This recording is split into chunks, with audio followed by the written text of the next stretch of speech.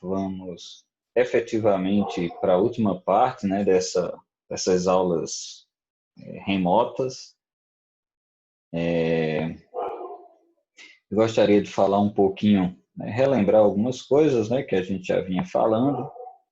A gente lembra, né, das aulas anteriores que quando você tem uma situação de atmosfera estável, né, mesmo que você forneça, né, uma força para que a parcela se desloque verticalmente, ela tende a retornar para o seu estado inicial. Por quê? Porque a sua temperatura, né, o seu resfriamento vai ser mais rápido do que o ar ao seu redor. Estando mais rápido do que o ar ao seu redor, ela tende a retornar ao seu estado inicial, até porque essa parcela não está saturada. E nós vimos as condições de estabilidade, instabilidade, neutralidade. Isso aqui você já conhece, né? Você tem a situação de, se a parcela não está saturada, ela segue um comportamento de um gradiente adiabático seco. Uma vez saturada, ou a parcela, a partir daquele ponto de saturação, ela é considerada uma parcela úmida e ela segue uma linha adiabática úmida ou adiabática saturada. E com isso você vai comparar o comportamento dessa parcela com o comportamento do ambiente ao seu redor. Nesse caso, a estabilidade é absoluta. Por que absoluta? Porque tanto na situação da parcela seca como na situação da parcela saturada, o gradiente dela é menor, aliás, é maior do que o gradiente do ambiente. E a parcela tendo um gradiente maior do que o do ambiente ao seu redor, isso implica que ela vai resfriar mais rápido do que o ambiente e tende a retornar ao seu estado inicial, ok? Como você não tem, né, porque a gente está comparando aqui com o meio ambiente, né, que a gente vem fazendo anteriormente, a gente não tem como acompanhar o comportamento da parcela, mas a gente conhece o que acontece com a parcela antes da saturação e após a saturação. Então, conhecendo esse comportamento, o que eu posso fazer é observar o ambiente fazendo uma sondagem, entendendo o que está acontecendo com o meio ambiente, né, com o ambiente lá onde a parcela está se deslocando, eu vou analisar a comparação dessa parcela, do que ela pode seguir do ponto de vista termodinâmico com o ambiente ao seu redor. E aí, nesse caso específico, eu tenho um levantamento forçado. Veja aqui que a parcela, ela estava, se não tivesse nada para forçá-la a subir, ela não subiria, porque ela não tem perfil para isso. Mas veja, aqui tem uma massa de ar quente se deslocando e aqui tem uma massa de ar fria. Como a massa de ar fria ela é pesada, densa, a massa de ar quente ela é forçada a subir por sobre ela, como se fosse realmente uma esteira que transporta essa massa de ar que está aqui embaixo aqui para cima.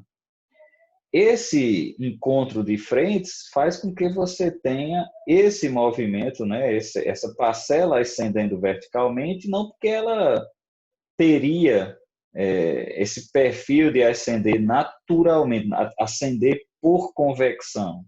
Né? Ela simplesmente ter uma densidade menor do que o ao seu redor e ela ascender por empuxo. Não é isso que está acontecendo. Ela está sendo forçada a subir por causa desse encontro de massas de ar. Mas, mesmo sendo forçada a subir, em todo esse movimento, inicialmente seguindo uma adiabática seca, porque a parcela está seca, né? É uma massa de ar que está se deslocando verticalmente, mas não atingiu a saturação.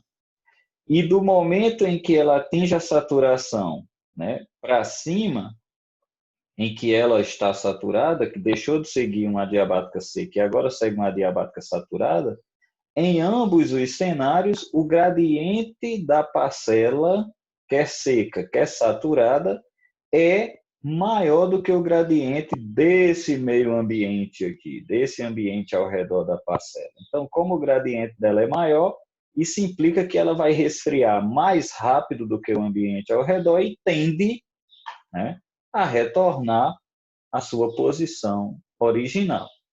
Isso é uma condição de estabilidade absoluta. Independente da parcela estar seca ou saturada, ela vai ter sempre a tendência ao resfriamento. Okay? E tem a condição de instabilidade absoluta, né? Ou seja, a parcela, né? O ar aqueceu. Esse caso aqui nós estamos falando de um movimento de aquecimento da parcela, veja ali. No anterior é um movimento de parcela ascendendo que ela foi forçada a subir na atmosfera. Nesse caso agora, a parcela, né, o ar próximo à superfície é aquecido, radiação chegando aqui, aquece, o ar fica mais aquecido, consequentemente, um ar mais aquecido, ele tende a flutuar, ele vai flutuar na atmosfera, enquanto ele não atingir a saturação, ele vai ser tratado com um comportamento adiabático seco. Depois que ele atinge a saturação, ele vai seguir agora um comportamento de uma adiabática saturada, adiabática úmida. Então, o que é que vai acontecer? Eu vou comparar nesse cenário e nesse cenário com o perfil vertical de temperatura da atmosfera que eu medi com a radiosondagem. Então, vamos lá. O que eu medi com a radiosondagem é esse perfil aqui. O que a parcela seguiu na condição inicial aqui, adiabático seco, ou seja, 10 graus por quilômetro, é esse perfil. E quando atingiu a saturação, a partir daqui é esse perfil. Quando eu olho o perfil da parcela, tanto na condição seca como na condição saturada, a parcela está sempre mais aquecida do que a atmosfera ao seu redor. Ou seja, a atmosfera ao seu redor decresce a temperatura mais rápido do que a parcela. Então, isso implica que a parcela ela vai ascender. Essa condição é chamada de instabilidade absoluta. Independente de que nível você está aí, né, em que condição a parcela está, se está seca ou se está saturada, ela vai ascender verticalmente até atingir o nível de equilíbrio. Por quê? Porque essa condição é de instabilidade. Essa condição leva a parcela a se deslocar e acelerar verticalmente. E, só para relembrar, a condição de instabilidade condicional ou estabilidade condicional, tanto faz, porque nesse caso específico, o que é que vai acontecer? Novamente, você tem encontro de massas de ar quente com massa de ar fria, a parcela é forçada a subir, né? Ela inicialmente ascende até um determinado ponto da atmosfera, a partir daqui ela atingiu a saturação. Então, até aqui, comportamento adiabático seco. Daqui para cima, comportamento adiabático úmido. Então, vamos olhar os gradientes, comparar com o ambiente e ver o que é que acontece. Nesse primeiro momento, o gradiente da parcela é maior do que o gradiente do meio ambiente. Então, isso implica que até chegar aqui, a parcela ela só subiu porque ela foi forçada a subir. Ela não tinha características físicas que levasse a ter movimento vertical porque ela está mais fria do que o ambiente. Só que quando chegou aqui, que você atinge a saturação e começa a observar o comportamento da parcela por um movimento, né, seguindo uma adiabática saturada, a partir daqui se observou que a parcela teve um comportamento mais aquecido do que o ar. E aí, uma parcela que estava estável nesse nível da atmosfera, quando atingiu a saturação, ela se tornou instável. Então, essa situação é chamada de instabilidade condicional. O que é que eu quero dizer? Você só vai ter a instabilidade se a parcela conseguir atingir esse nível aqui. Se ela não conseguir chegar a esse nível, a condição é de estabilidade. Ela volta. Ela sobe, sobe, chegou aqui, se liberar, ela volta. Por quê? Porque seu gradiente, né, é maior do que o gradiente da atmosfera ao seu redor. Então, ela está mais fria do que o ambiente ao seu redor. Sempre ela vai estar mais fria. Só que quando chega aqui, que ela é forçada a, a condensar, né, nível de condensação por levantamento. Então, quando ela condensa aqui, agora ela deixa de ser olhada como uma situação adiabático seco, e agora se olha com um perfil adiabático saturado. E o perfil adiabático saturado é esse, azul. Beleza, e agora o que é que acontece? Acontece que a parcela ficou sempre mais aquecida do que a atmosfera ao seu redor. Nessa condição, ela acelera verticalmente. Então, essa é a típica condição a típica situação de instabilidade condicional. Se ela atingir determinado nível, ela vai ter movimento vertical natural, ou seja, a própria característica da atmosfera ao seu redor. Então, ela vai estar sempre mais aquecida do que a atmosfera que cerca, fazendo com que haja movimento vertical para cima. Então, essas são as condições que você pode encontrar, né? Condição de instabilidade, de estabilidade absoluta, qualquer situação, a parcela vai estar sempre mais fria do que a atmosfera ao seu redor e volta ao seu estado original. A situação de instabilidade absoluta, qualquer ponto a parcela vai estar mais aquecida do que o ar e vai ascender verticalmente. E a condição de instabilidade condicional, que é quando você tem que observar a que nível a parcela vai chegar. Se ela conseguir atingir aquele nível, a partir dali ela é instável. Até esse ponto é estável. Então, é necessário se enxergar esses detalhes quando você está analisando o movimento vertical de uma parcela de ar na atmosfera. Aqui nós temos algumas características, por exemplo, que poderia ser oriundas, né, só de condições de instabilidade. Nós temos condições de instabilidade. A propósito, o fotógrafo aqui é Pedro, mas não sei se foi o Pedro aqui da nossa turma, acredito que não.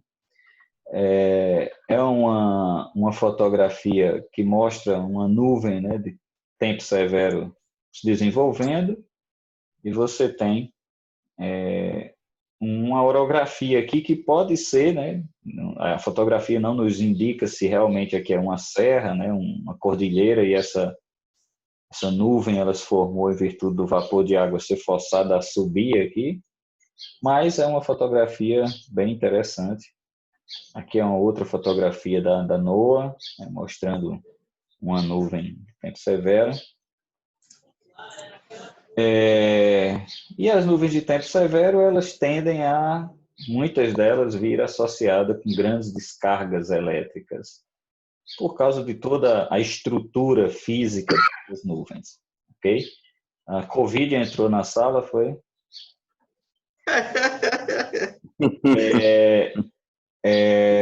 E aí, né, você tem algumas fotografias aqui que eu estou mostrando, só para a gente ter uma indicação do que acontece quando você tem instabilidade na atmosfera, né? Você tem movimentos verticais que faz com que você tenha essas colunas, né, que mistura aí água líquida, água sólida e altíssimas velocidades verticais. E aí o que acontece muitas vezes é que em determinadas regiões do globo você pode ter, devido à grande quantidade de energia associada a esses fenômenos, você pode ter condições, né, que podem levar à formação desses fenômenos, que aí vocês vão estudar isso em uma outra disciplina do curso. Mas isso tem a ver com instabilidade da atmosfera. Entender esses comportamentos, inclusive olhando diagramas termodinâmicos, vai ajudar você a meio que entender se um fenômeno desse tende a acontecer ou não. né? Aqui são algumas fotografias mostrando um aeroporto, mostrando uma grande quantidade de nuvens de tempo severo aqui, na verdade uma banda, né, formada aqui, uma sequência de cúmulos nimbus trazendo chuva, muita chuva associada. E aí vários formatos aí de nuvens que são oriundas de instabilidade na atmosfera. Agora vamos lá. Chegar aqui num ponto que é interessante para quem está estudando, principalmente a parte de previsão, né? Eu queria deixa eu olhar aqui quem é que está com o microfone aberto. É o Will. O Will sai para beber, volta, a mulher encontra almoço requentado de 2 dias. Eu não, professor, estou com o microfone aberto. Ainda deixa o microfone aberto.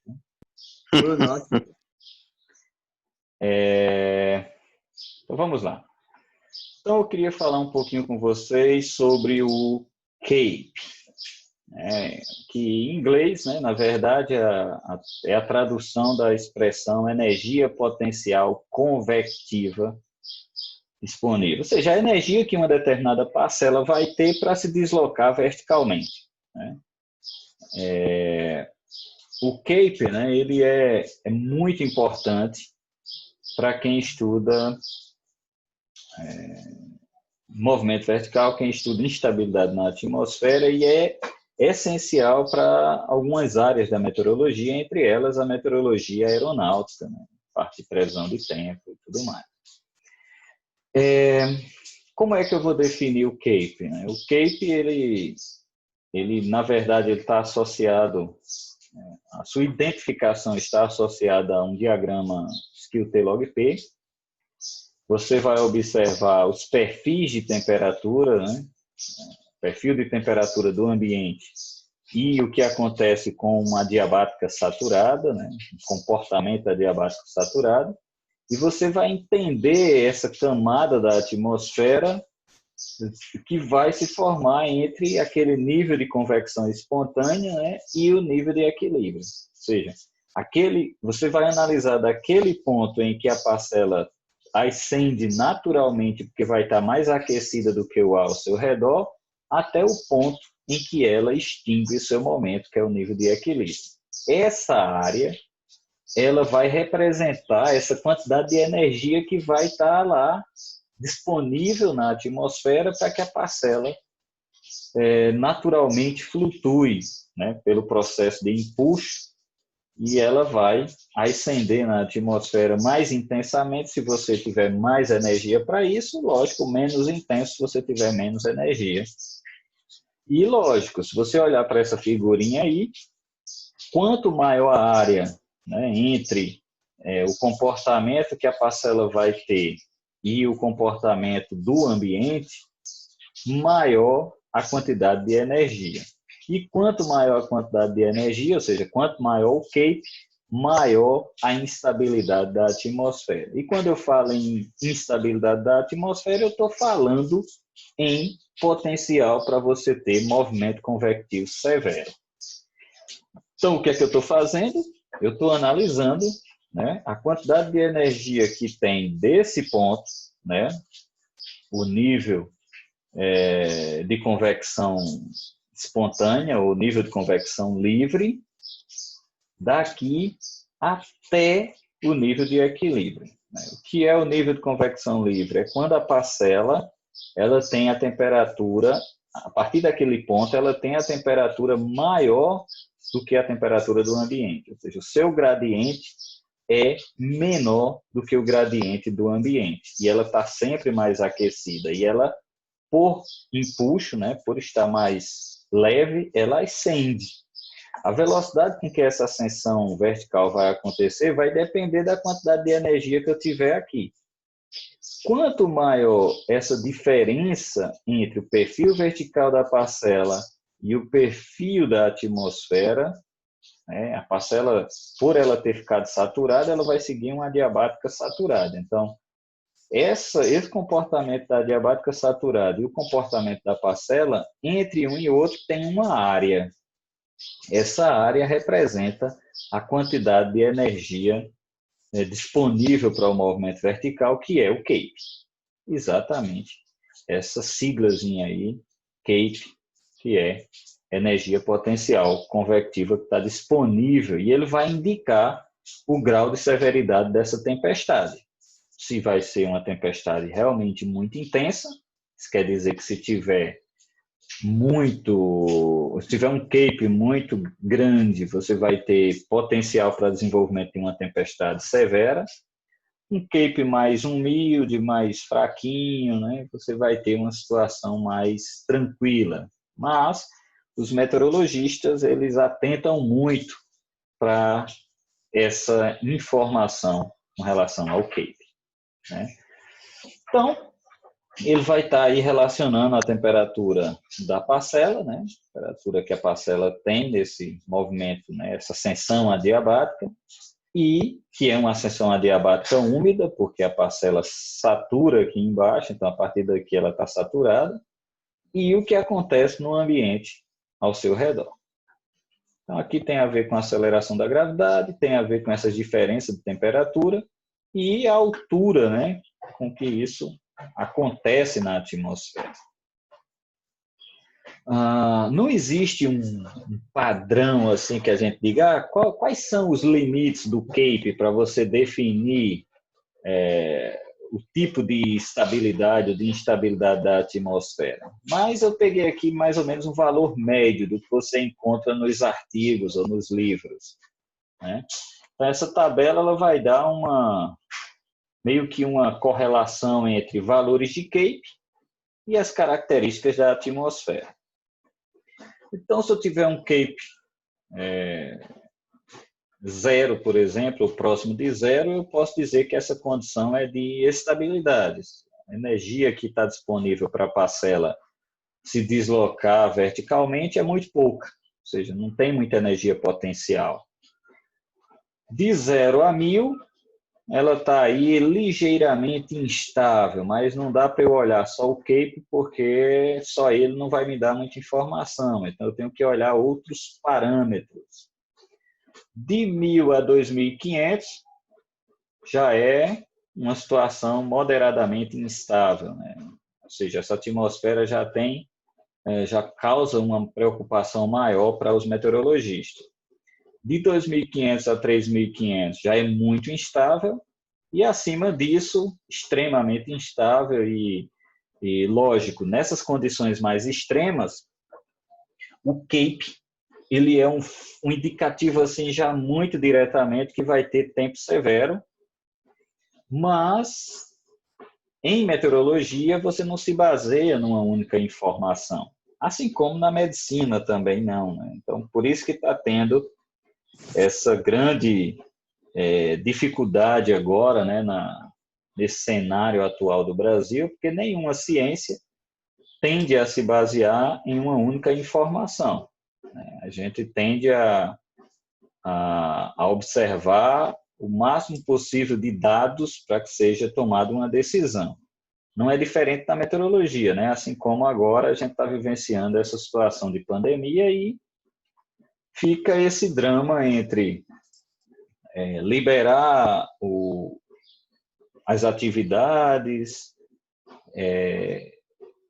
definir um protocolo de tratamento da doença, tal remédio funciona, tal remédio não funciona. Então, assim, precisa se observar um problema desse tipo por várias óticas, né? Por várias estratégias. Então, da mesma forma é a meteorologia. Se você olhar só para o CAPE, ele pode te dar uma informação muito interessante, mas ao mesmo tempo não servir muito para tomada de decisão.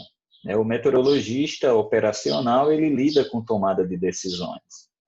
Então ele lida com, imagina o cara que está lá numa torre de navegação aérea e ele tem que tomar a decisão sobre liberar uma aeronave para decolar, definir o plano de voo dela, ou definir um pouso, coisas desse tipo. Tudo isso vai requerer dele o máximo possível de informação para que ele tenha a precisão no dado, né, na informação que ele vai fornecer para o usuário. E o CAPE sozinho ele não nos dá essa informação completa. Veja, ele é um grande indicativo de que a atmosfera está em determinada condição, mas ele não vai definir para mim a tomada de decisão. Eu tenho que olhar o CAPE mais outras variáveis. Então, nesse caso, olhando o CAPE, só o CAPE, você definiria CAPEs acima de 2.500 como variável, como condição de instabilidade, e isso fazendo com que a atmosfera seja observada com bastante atenção. Então, o CAPE ele pode ser tratado, né, pode ter uma relação com a velocidade vertical, né, ou seja, a raiz quadrada de 2 vezes o CAPE me dá a aceleração vertical da parcela que está ali se deslocando naquele movimento vertical. E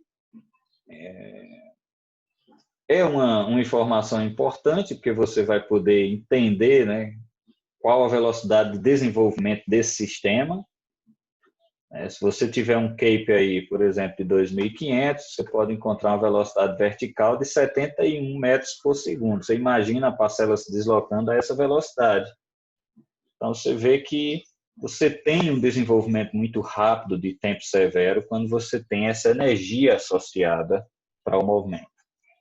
Então, o CAPE é esse indicador do potencial para que ocorra convecção profunda, né, que é esse processo de ascensão vertical na atmosfera, e ele te dá uma indicação da intensidade convectiva.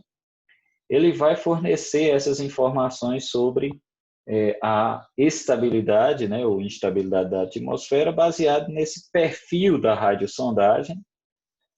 E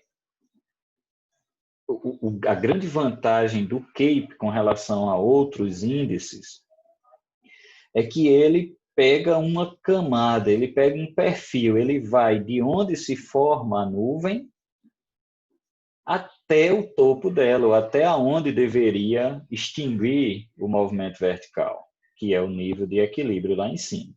Então, nesse caso, o CAPE ele dá toda aquela integração da energia naquele movimento. Então, ele é um índice muito importante. Mas ele tem limitações, né, como qualquer outro índice.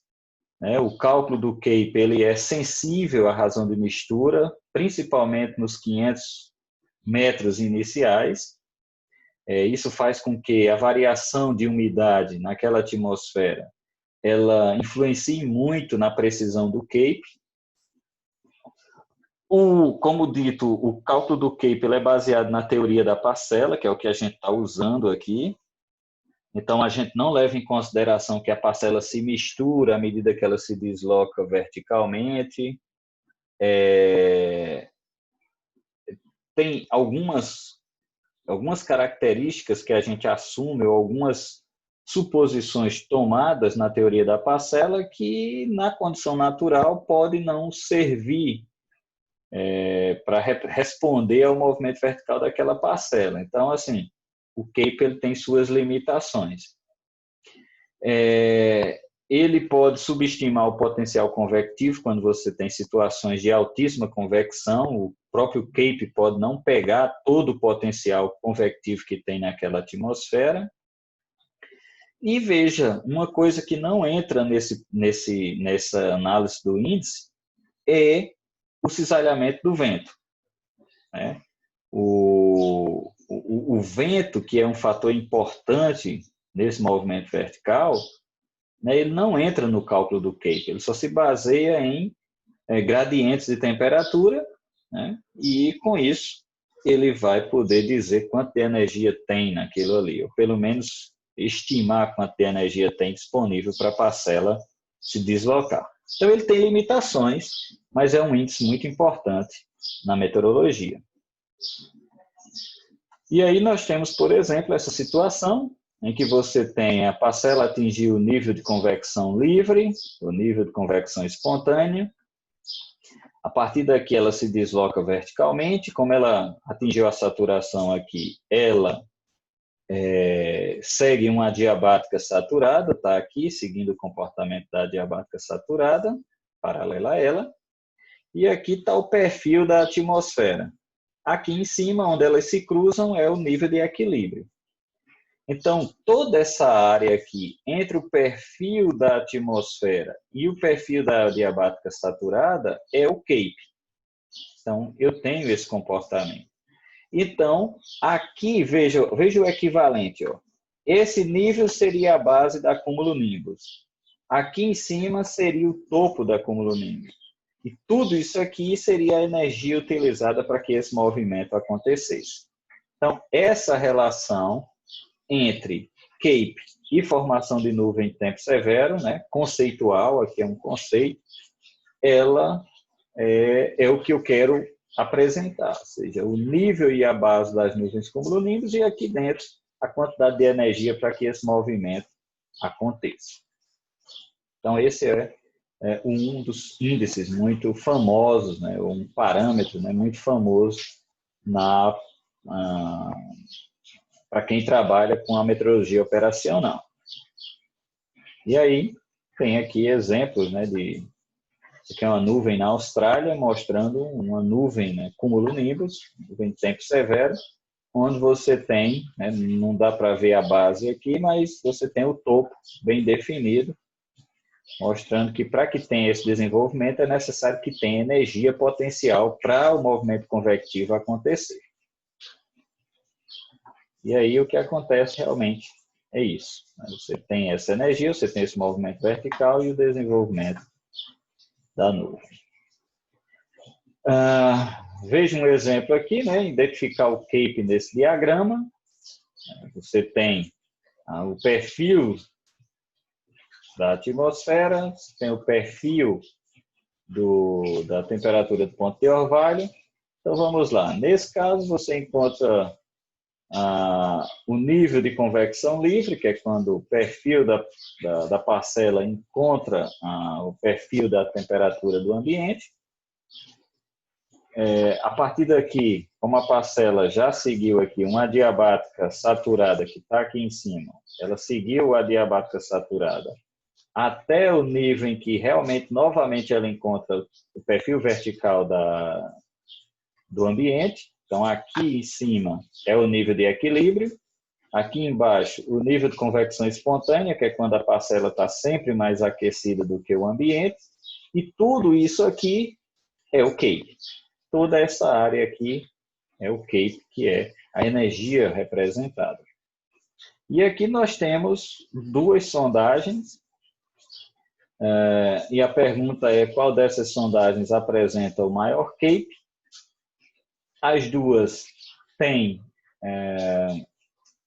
características diferentes, né? O nível de equilíbrio ele vai acontecer em alturas diferentes nessas duas sondagens, mas, nesse caso, o CAPE é o mesmo.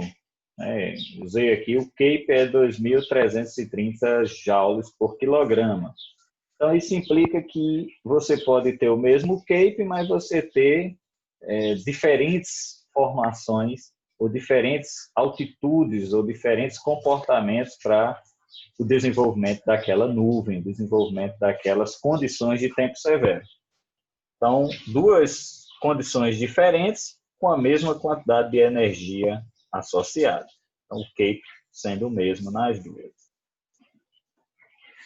O tempo está acabando desse momento aqui, né? Mas a gente vai começar no nosso próximo momento falando de inibição convectiva, que seria o oposto do CAPE. Enquanto o CAPE é o grau, né, daquela atmosfera para o desenvolvimento da convecção, porque é a quantidade de energia para que o movimento ocorra, o movimento vertical, né, o desenvolvimento da convecção, o SINI, ou a inibição convectiva, é o oposto, é o potencial que aquela atmosfera tem para inibir o movimento vertical, para fazer com que a parcela não consiga ascender verticalmente. Então, esse é o nosso próximo tópico. Eu vou parar daqui a 3 minutinhos, a gente retorna, ok?